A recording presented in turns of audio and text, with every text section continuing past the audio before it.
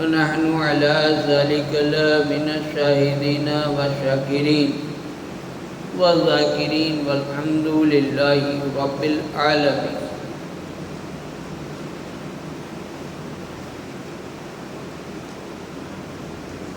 بارگاہ رسالت مآب صلی اللہ علیہ وسلم میں بلا تاخیر درود پاک کا نذرانہ پیش کریں اور پڑھیں. اللہم صلی علی سیدنا محمد وعلی آل سیدنا محمد واصحابہ وبارک وسلم.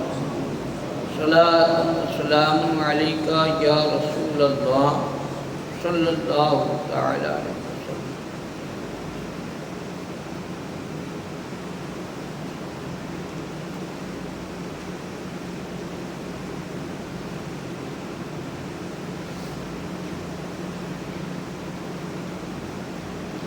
بات جناب ابراہیم علیہ السلام کی ہو رہی تھی.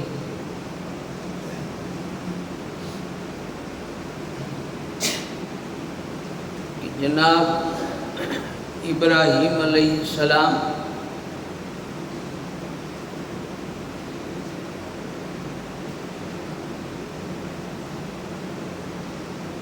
ان کے بیٹے اسماعیل علیہ السلام جن کو اللہ کی بارگاہ میں قربان کرنے کے لیے وہ لے گئے تھے،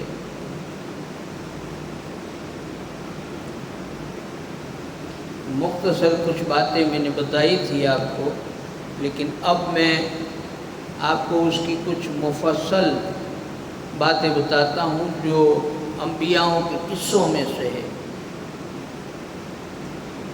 حضرت ابراہیم علیہ السلام کے دعوت حق دینے اور بت پرستی کا بطلان فرمانے اور بت پرستی کی بخ خونی فرمانے کے لیے بتوں کی اہانت اور تحقیر اور تذلیل کرنے کے نتیجے میں قوم طیش میں آ گئی.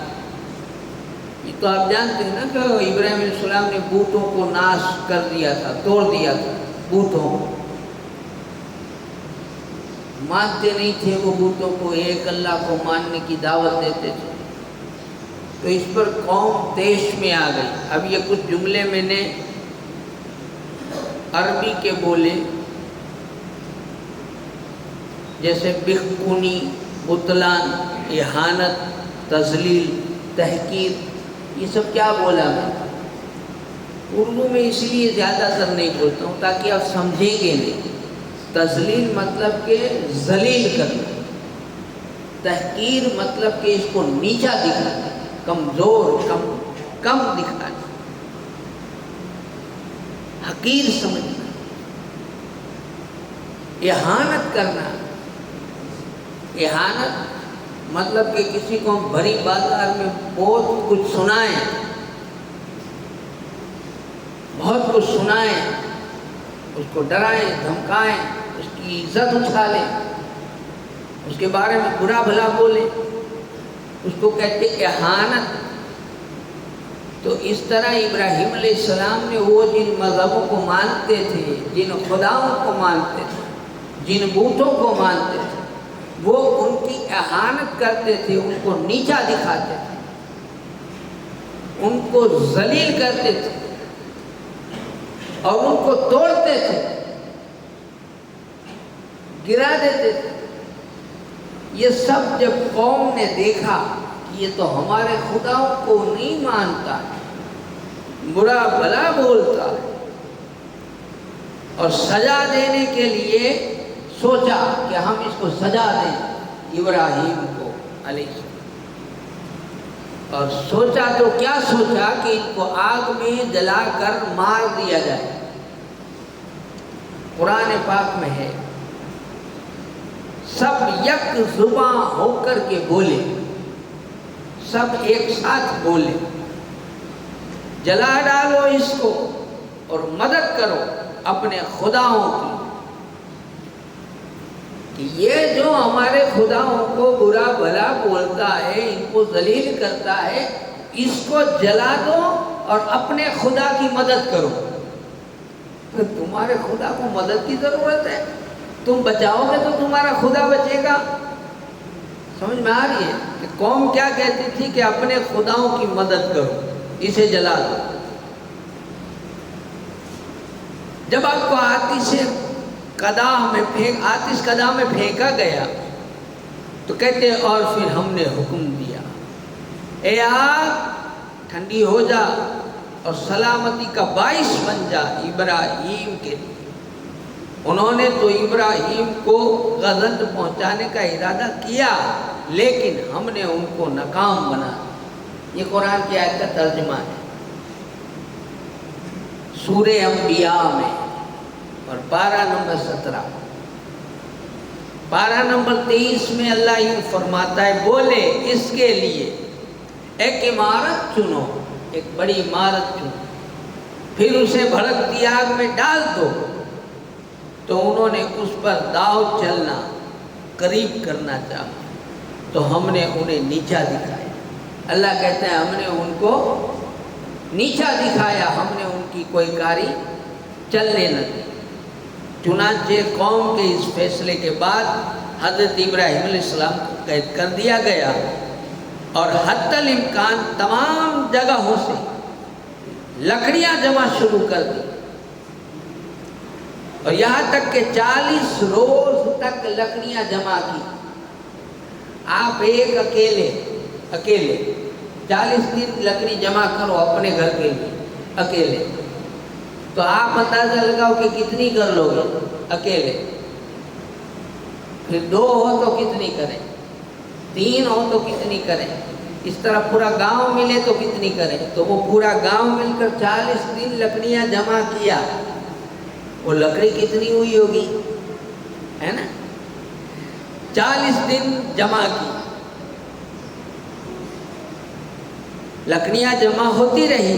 اس دوران ایک طرف لکڑی جمع ہوتی تھی اور دوسری طرف ایک بوڑھی عورت جب بیمار ہوئی تو اس نے منت لی۔ ایک بوڑھی مائی تھی، جب یہ لکڑی جلانے کا عمل شروع تھا کہ بھئی لکڑیاں بھیلی کرو، ابراہیم کو آگ میں ڈالنا ہے، تو کوئی بوڑھی مائی تھی، اس نے مانتا لے لی ان دنوں، منت لی کہ جب میں شفا یاب ہو جاؤں گی، جب میں بیماری میں سے اچھی ہو جاؤں گی، تو ابراہیم کو جلانے کے لیے لکڑیاں لاؤں گی۔ نیت کی اس نے۔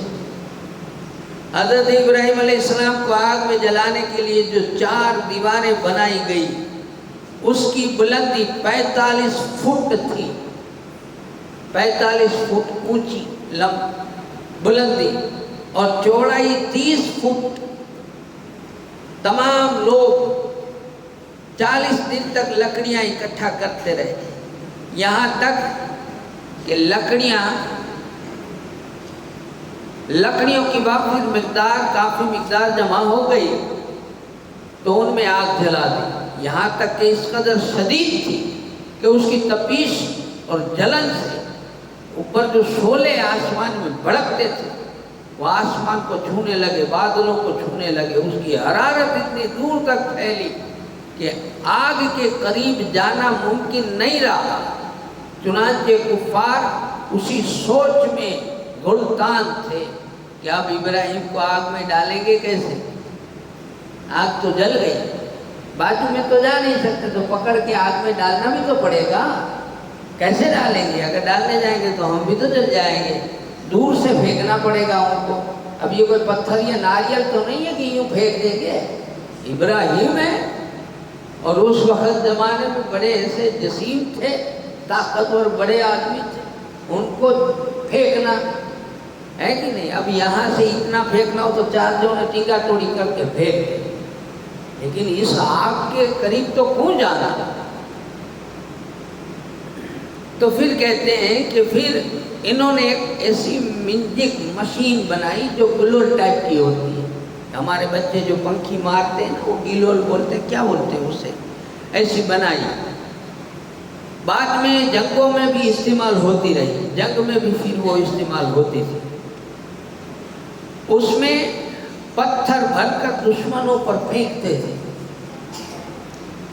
اس مشین سے جس شخص نے بنایا، یہ مشین جس شخص نے بنائی، شروعات جس نے کری، اللہ نے اسے زمین میں دھسا دیا۔ میرے نبی کو آگ میں پھینکنے کے لیے تو نے پلان دیا تھا، تو نے بنائی تھی، اس کو زمین میں دھسا دیا۔ حضرت ابراہیم علیہ السلام کو رسیوں سے جکڑ کر باندھ دیا گیا، آگ میں پھینکا جانے لگا۔ اس وقت حضرت ابراہیم علیہ السلام ذکر الہی میں مشغول اور زبان پر اللہ کا نام لے رہے تھے۔ لا الہ الا انت سبحانک رب العالمین لک الحمد ولک الملک لا شریک لک، یہ تسبیح پڑھ رہے تھے۔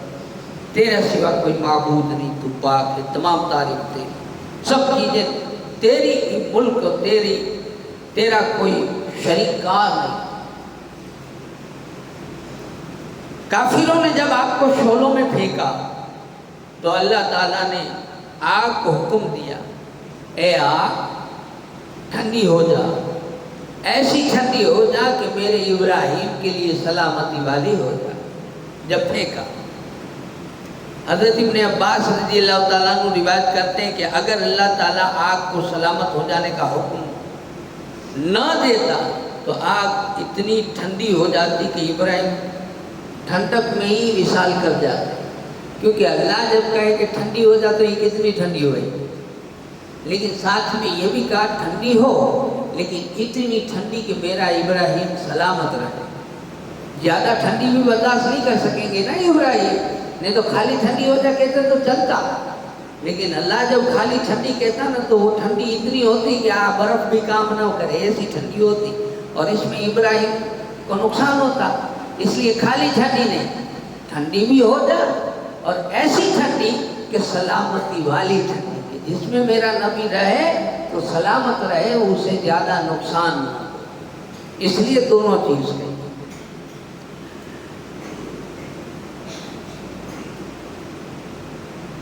ایک اور کتاب میں لکھتے ہیں کہ اس دن زمین والے آگ سے کوئی فائدہ حاصل نہ کر سکے۔ دنیا کے اندر جتنی آگ تھی سب ٹھنڈی ہو گئی، کیونکہ اللہ نے کہا تھا اے آگ، یہ نہیں کہا تھا کہ اے ابراہیم کے لیے جلائی گئی آگ، صرف آگ کو کہہ دیا تو دنیا بھر میں جتنی آگ تھی سب ٹھنڈی ہو گئی، سب ٹھنڈی ہو گئی۔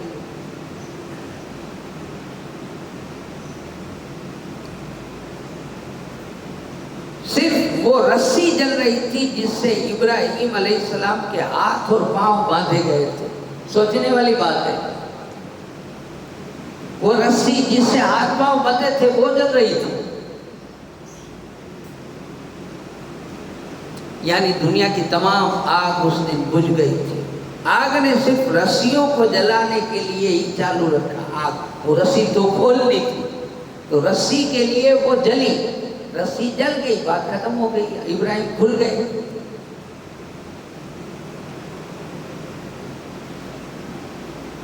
جس سے آپ کو جھگڑا تھا، لیکن رسیوں کے جلنے سے آپ کو کسی قسم کا نقصان نہیں ہوگا، ابراہیم کو بچا دیا۔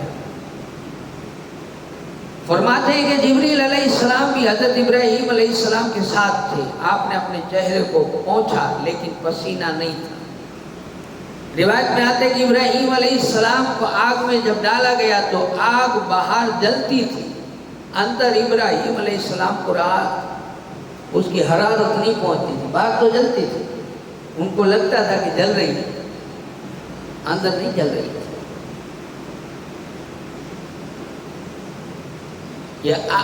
اس کی آگ کی حرارت ابراہیم علیہ السلام تک نہ پہنچ سکی، بلکہ آگ کے اندر ایک باغیچہ بنا دیا گیا، فرشتوں نے آپ کو پہلوؤں سے پکڑ کر ایک جگہ زمین میں بٹھا دیا جہاں ایک میٹھے پانی کا چشمہ تھا، ارد گرد گلاب، نرگس، چمیلی کے پودے، پھول اگ گئے تھے، اگے ہوئے، آگ کے اندر باغ، یہ اللہ کی قدرت۔ لوگ دیکھ رہے تھے تو سب سبز و سادہ باغ میں، لیکن وہ نہ تو آگ عبور کر سکے، یعنی آگ کو پار کر کے اندر کوئی جا نہیں سکا، ہمت نہیں رکھتے تھے، اور آپ باہر بھی نہیں آنا چاہتے تھے کہ اب میں باہر جا کے کیا کروں، اندر باغیچہ تو ہے، چلو یہیں رہ لیتے ہیں۔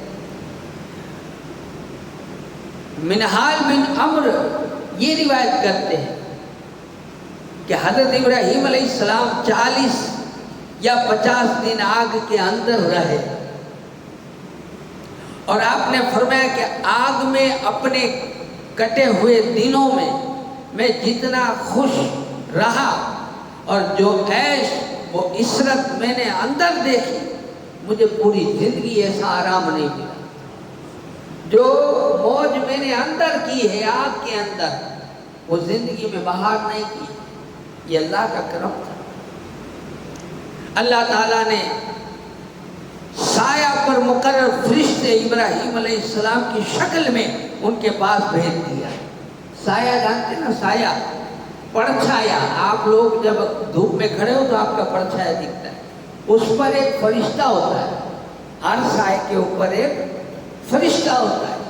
اللہ نے ابراہیم علیہ السلام کے سائے پر جو فرشتہ تھا اسے کہا کہ تم ابراہیم کی شکل میں اس کے پاس اس کے دوست بن کے رہو، تاکہ اکیلا نہ لگے، باتیں کس سے کرے گا میرا نبی، اس لیے وہاں رہو۔ 2 جنے ہو گئے۔ اب وہ اوپر اپنے محل میں سے دیکھ رہا تھا کہ ابراہیم کو میں نے آگ میں ڈالا، لیکن یہ دوسرا کون ہے جو اس کے ساتھ باتیں کر رہا ہے، وہ بھی اس کے جیسا لگ رہا۔ جب وہ باہر نکلے تھے تو پوچھا تھا نمرود نے کہ وہ دوسرا کون تھا، اندر جو تھا تمہارے ساتھ وہ دوسرا کون تھا؟ تو کہا میں اکیلا اندر رکتا نہ جاؤں، اس لیے اللہ نے میرے سائے کو میرے ساتھ رکھا۔ یہ اللہ کی کرم نوازی ہے۔ تنہائی میں گھبراہٹ محسوس نہ ہو۔ آپ کے پاس جبریل جنت سے ایک ریشمی قمیض بھی لائے، کہا کہ ابراہیم بے شک آپ کا رب فرماتا ہے کہ کیا آپ کو معلوم نہیں کہ میرے محبوبوں کو آگ کبھی نقصان نہیں پہنچا سکتی۔ وہ جنت سے جبہ آیا تھا، وہ ابراہیم علیہ السلام کو اندر پہنایا قمیض۔ وہ پھر بچوں میں آگے بڑھتے ہوئے اسحاق علیہ السلام کے پاس تھی۔ انہوں نے جب یوسف علیہ السلام ان کے بھائی لے گئے تھے کہ چلو جنگل بکرے چرانے جاتے ہیں، تو وشواس نہیں تھا کہ یہ میرے بچے کو نقصان کریں گے، تو آپ نے وہ قمیص ان کو پہنا دی تھی کہ یہ پہن لو جاؤ۔ اب ایک بات دوسری سوچیں، وہ قمیص کس نے پہنی تھی؟ ابراہیم علیہ السلام نے۔ تو ابراہیم علیہ السلام تو بڑے جسیم تھے، دادا نے پہنی تھی، پھر اسحاق علیہ السلام بیٹے نے پہنی، تو باپ نے پہنی، دادا نے پہنی۔ اب یہ جو پوتا بچہ، یوسف تو بچے تھے، چھوٹے تھے جب جنگل میں گئے، تو انہوں نے کیسے پہنی ہوگی؟ پیجا کپڑا پتر کے اچھی بنے؟ نہیں، یہ نہیں ہو سکتا۔ لیکن یہ قمیص ایسی تھی کہ جو چاہے جتنا لمبا ہو، موٹا ہو، پتلا ہو، دبلا ہو، نیچا ہو، جیسا ہو، اللہ کی قمیص سے جیسے پہنے گا اس کے ماپ کی ہو جائے گی۔ یہ یوسف علیہ السلام کو پہنائی تھی جب وہاں پر پھینکا تھا، وہاں پر ابراہیم علیہ السلام نے ان کی حفاظت کی تھی۔ پھر 30 سال، اس دن سے 30 سال تک یوسف علیہ السلام اپنے باپ سے دور رہے۔ یوسف علیہ السلام کے ابا اسحاق علیہ السلام غم میں، جدائی میں روتے رہے، ایک الگ کمرہ بنایا تھا اس میں روتے تھے۔ اب اتنا روئے کہ آنکھیں جو ہے وہ سفید ہو گئی، روشنی چلی گئی، اندھے ہو گئے، رو رو کے اندھے ہوئے، نبی کی یاد میں، بیٹے کی یاد میں رو رو کے اندھے ہو گئے۔ اور جب ملاقات کا وقت آیا تو یوسف علیہ السلام نے پہلے وہ قمیص بھیجی، کہا ابا کو دے دینا، وہ اپنی آنکھوں سے لگائیں گے تو روشنی آ جائے گی۔ جب وہ واپس آئے، وہ قمیص اسحاق علیہ السلام کے پاس آئی، اپنے آنکھوں سے لگایا تو روشنی آ گئی۔ دوسری بات یہ کہ وہ بیٹے کی یاد میں کتنا روئے، 30 سال۔ اسی طرح ایوب علیہ السلام، آدم سے لے کر عیسیٰ سارے روئے، اپنی اپنی زندگی میں الگ الگ نبی الگ الگ مقام پہ روئے۔ اب راوی لکھتے ہیں کہ سارا رونا جمع کرو، یہ سارے آنسو جمع کرو اور ایک چھاپڑے میں ڈالو، اور کربلا والوں کے لیے جو لوگ روئے ہیں، جو روئیں گے، جو روتے ہیں، ان آنسوؤں کو جمع کرو۔ تو یہ ساری دنیا میں یہ جتنے پہلے روئے ہیں، ان کو اگر ان کے ساتھ ڈالو تو یہ آنسو جتنی دنیا بھر کے نبیوں کے ہیں وہ اس کا مقابلہ نہیں کر سکتے۔ خیر، اللہ تعالیٰ سے دعا کرتے ہیں اللہ تعالیٰ ہمیں کہنے سننے سے زیادہ عمل کی توفیق عطا کرے۔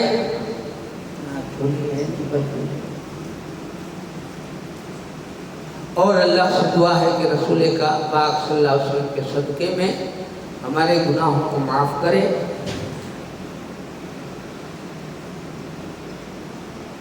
بھائی آج گھڑی میں ٹائم دیکھو کتنا ہوا ہے.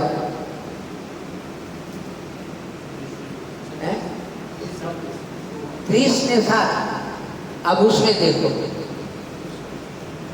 پتہ یہ چلا کہ میری نظر اس گھڑی پر ہوتی ہے. دیکھیے گا اب اس میں جب میں نے عید کی نماز پڑھائی تو تب 10 اس میں ہوئی تھی, تو اس میں 10 ہوئی تو اس میں 5 ہوئی نا, 7 میں 5 ہوئی ہے نا.